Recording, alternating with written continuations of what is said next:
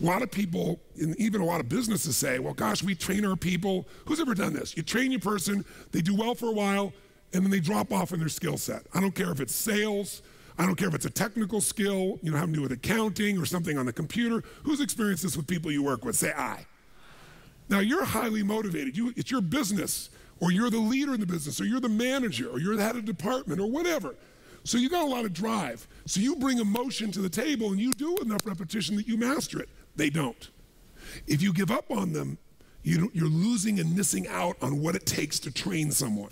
So here's how training looks. In the beginning of training, when you first start doing something, how fast do people learn and make shifts? Slow or rapid? Huge rapid change happens, right? There's this giant growth that occurs. Now, what eventually happens to anybody when they start to learn something? A new sport, a new business, a new relationship. What do they get to? What do you call it? Plateau. So think of it this way. Some people, their philosophy of life is dabbling.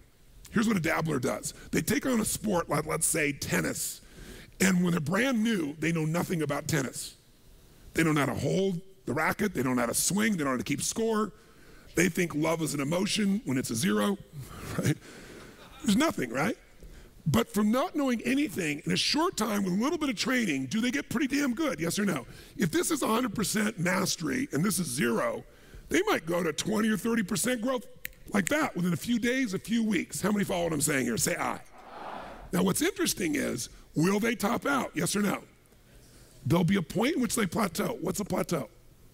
It's when you're doing the same amount of effort, but you're not getting the same level of reward. You're not making the same progress.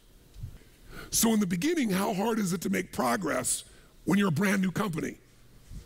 I mean, creating a product is progress. Selling your first customers is progress. Getting your first account is progress. Pretty easy, right? When you're in a new relationship, just learning about each other and connecting and being intimate, there's progress, right? In playing tennis, taking up a sport, there's so much progress. But in every human being's experience, there's a point where you're working just as hard, but not making so much progress, and people don't like that. That's why I told you this.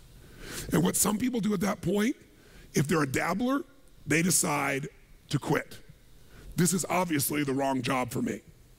This is obviously the wrong sport. This is obviously the wrong partner. I shouldn't be in a relationship with this person.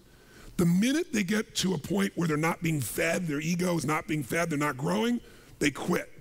And so if this was, for example, a dabbler who was in a position of tennis, they might quit tennis and now they say, you know what, I'm not a tennis player, I'm gonna do racquetball.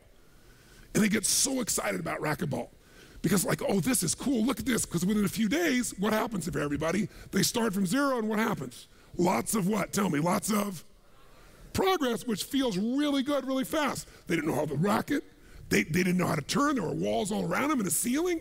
In a few days, bam, they're smashing off the back wall and the side wall, they're doing things Z's, and I mean, it's really cool. Plus, they get a new outfit and stuff, so they look cool. They got goggles, they joined a new club, there's all this progress and stuff. So guess what? Grow, grow, grow, grow, grow, everything's great, great, great, great, great. But eventually, who knows what happens? Eventually, they hit a plateau. And guess what? Rather than training themselves further for mastery, what do? They say it's the wrong sport. I shouldn't do this, I shouldn't be a racquetball player. And if I was gonna show you as an example, you grab this real quick. If they've gone out and they've made all this progress, they're real happy. They go, go, go, they're growing, growing, growing, boink, they hit this plateau. Wrong sport, not a tennis player. Go up like this, boink, racquetball, all of a sudden, working hard, not getting the result, wrong thing, wrong relationship, wrong job, wrong mission. So then they go out and play golf and they go, boom. They don't even get the progress. And they go, I didn't need to use the F word that many more times in my life, right? You know, different piece. Now that's what a dabbler does. And by the way, dabblers by their nature are unhappy. Think about this.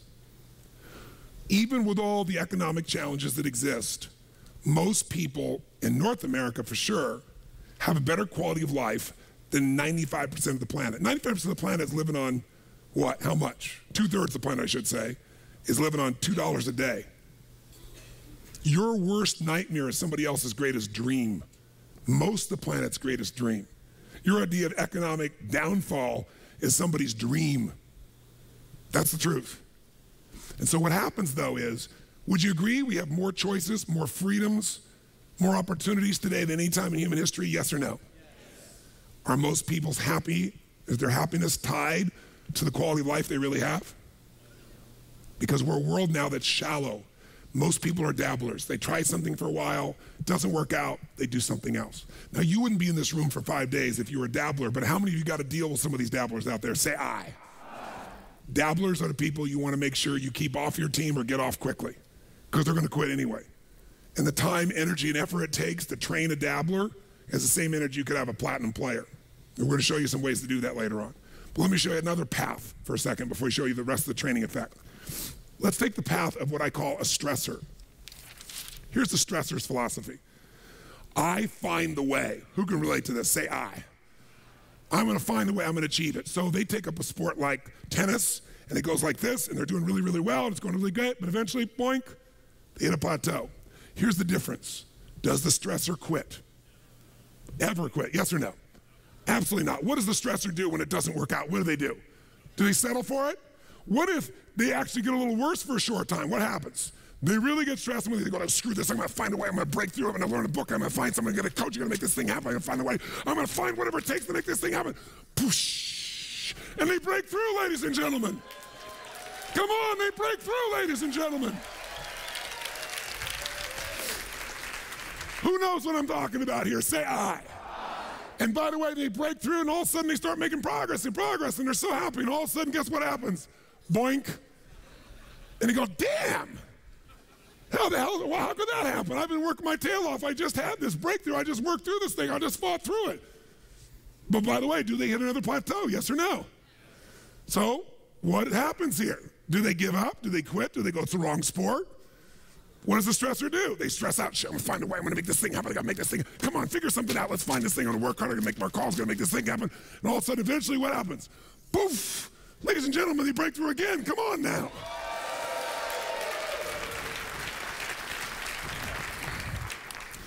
And by the way, they eventually get where they want to be.